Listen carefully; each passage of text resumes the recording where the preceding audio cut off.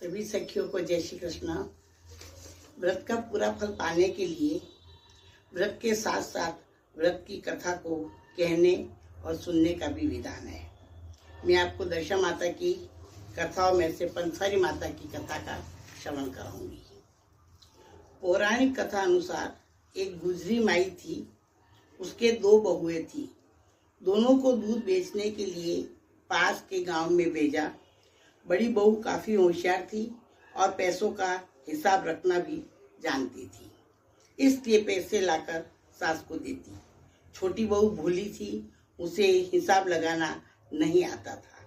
एक दिन वह दूध बेचने जा रही थी तो उसने देखा कुछ महिलाएं पंचवारी पूजन कर रही थी तथा जल से पीपल के वृक्ष को सींच रही थी। बहू ने उन महिलाओं से पूछा, पंचवारी पूजने और सींचने से क्या फल मिलता है? महिलाओं ने कहा, पंचवारी पूजने से अन्न, धन एवं लक्ष्मी की प्राप्ति होती है। यह सुनकर छोटी बहू ने दूध से पंचवारी माता को सींच दिया। प्रतिदिन वह दूध पंचवारी माता को चढ़ा देती। इस तरह 1 महीना बीत गया। सास ने कहा, आज पैसे लेकर ही आना। वह घर से निकली, पंचवारी माता के चबूतरे पर उदास होकर बैठ गई। पंचवारी माता बुढ़िया के रूप में आई और बोली, यहाँ उदास क्यों बैठी हो? बहू बोली, मेरी सास रोज दूध बेचने भेजती थी, परंतु मुझे दूध बेचना आता ही नहीं, इसलिए मैं तो पंचवारी माता को ही दूध से सींच देती थी। आज सास ने पैसे लेकर आने को कहा है, आप ही बताओ मैं पैसे कहाँ से लाऊं? बुढ़िया बोली, ये पत्थर पड़े हैं, इन्हें टोकरे में भरकर ले जा। इन पत्थरों को कोठे में रख देना। बहू ने ऐसा ही किया। सास ने पैसे मांगे तो बहू ने कहा, माँ जी कोठे में रखे हैं। सास ने जैसे ही कोठा खोला तो देखा उसमें हीरा, मोती एवं अपार संपदा पड़ी थी। सास ने पूछा, इतनी धन संपदा कहाँ से लाई हो? तो बहू ने बताया, पंचवारी माता की कृपा से सब मिला है। बड़ी बहू को पता चला तो छोटी बहू कच्चा दूध सींचती थी, मैं तो गर्म दूध सींचूंगी। उसने ऐसा ही किया। 1 माह बीतने पर माता ने प्रकट होकर कहा, क्या चाहिए? बड़ी बहू ने कहा, मुझे भी छोटी बहू की तरह अपार धन संपदा चाहिए। यह पत्थर रखे हैं, तू भी ले जा।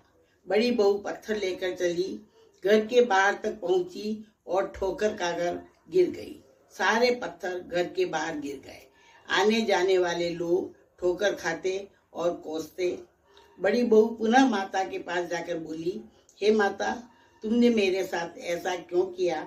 माता ने कहा, छोटी बहू श्रद्धा एवं बिना लालच से दूध सींचती थी। तूने लालच से गरम गरम दूध चढ़ाया है, जिससे मेरे फफोले हो गए हैं। बड़ी बहू ने माफी मांगी।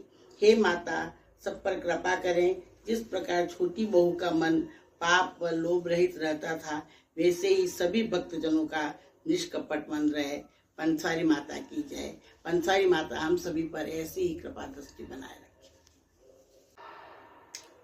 गणेश जी की कथा। एक अंधी गरीब बुढ़िया हमेशा गणेश जी की पूजा करती थी। उसके एक बेटा एवं बहू थी। गणेश जी उसकी पूजा पाठ से प्रसन्न थे।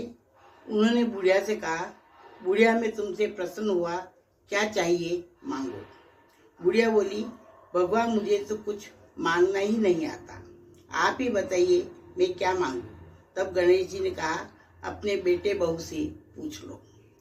बुढ़िया ने अपनी बहू से पूछा तो बहू बोली, सासू माँ आप पोता मांगना, आपका हाथ पकड़कर चलेगा। बेटा बोला, माँ धन मांगना, घर बैठे खाएंगे। बेटे बहू की बातें से बुढ़िया का मन भ्रमित कर हो गया।